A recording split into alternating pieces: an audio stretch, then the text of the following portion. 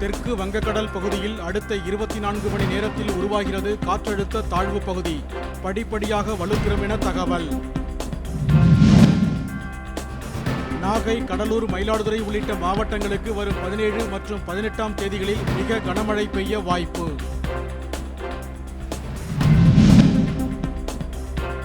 சென்னையில் காலமான காங்கிரஸ் மூத்த தலைவர் EVKS இளங்கோவன் உடலுக்கு அரசு மரியாதை.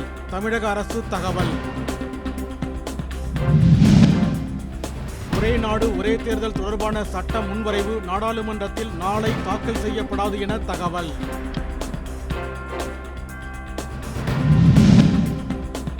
சில்லறை தட்டுப்பாடு என கூறி ஆவின் பால் விலையை உயர்த்துவதற்கு கண்டனம்.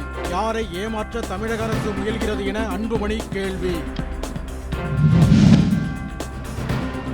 தேர்தல் வெற்றிக்கு பிறகு முதல் வெளிநாட்டு பயணமாக இன்று இந்தியா வருகிறார் இலங்கை அதிபர் அனுரகுமார திசநாயக்க. தாமிரபரணியில் வெள்ளம் பாய்வதால் திருச்செந்தூர் கோவிலுக்கு பக்தர்கள் இன்று வருவதை தவிர்க்குமாறு மாவட்ட ஆட்சியர் வேண்டுகோள். விருப்ப நாடுகள் பட்டியலில் இருந்து இந்தியாவை நீக்கியது சுவிட்சர்லாந்து.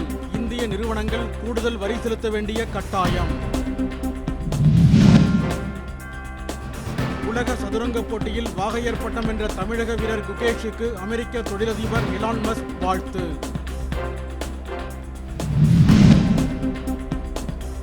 மகளிர் IPL போட்டியில் பங்கேற்கும் வீராங்கனைகளை தேர்வு செய்வதற்கு இன்று ஏலம். 129 வீராங்கனைகள் பங்கேற்பு.